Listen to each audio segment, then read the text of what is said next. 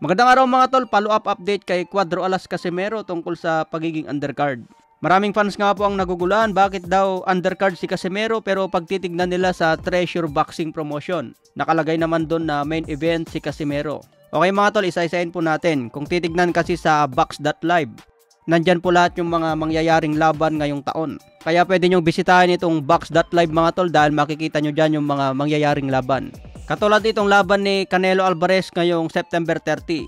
Makikita po natin dyan nakalagay undercard, Ugas versus Barrios at Ramos versus Lubin.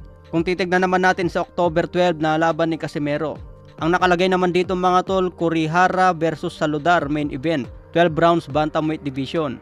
So ayon dito sa box.live mga tol, undercard si Casimero versus Oguni, 10 rounds super bantamweight. Itong laban kasi ni Takeshi Inoue mga tol may nakatayang belt. Itong laban naman ni Froilan Saludar may nakataya ding titulo. Pero maraming fans nga po ang nagsasabi na bakit daw sa Treasure Boxing main event si Casimero. Itong nasa Treasure Boxing Promotion mga tol, noong in-announce nila ang laban ni Casimero, si Casimero talaga ang main event dyan. Ito nga po yung schedule sa Treasure Boxing mga tol, no? Ang unang laban pa nga nakalagay dito, Takeshi Inoue agad. Tapos yung laban ni Saludar magiging co-main event at main event si Casimero. Kung pagbabasehan kasi yung buong event mga tol, dalawang laban ang may titulo. Kung matuloy nga po ito mga tol na maging main event si Casimero, malaki talaga ang tiwala ng Treasure Boxing Promotion dito kay Cuadro Alas. Kahit walang titulo ang laban hanggang 10 rounds at unang laban pa niya sa loob ng Japan.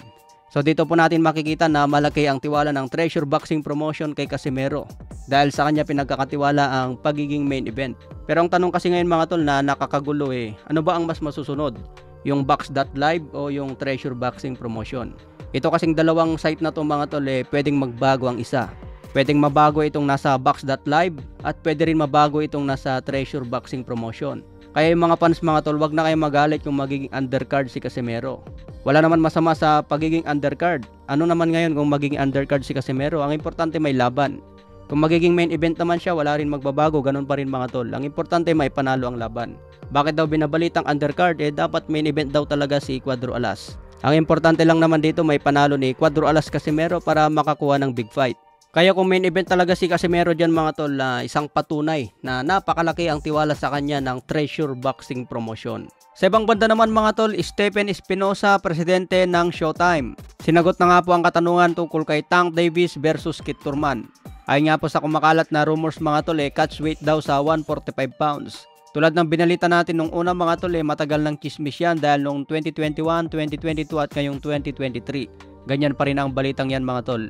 Kaya nilinaw ngayon ni Stephen Espinosa, sabi niya you'll need to stop with the Tank versus Turman stuff. It's not happening.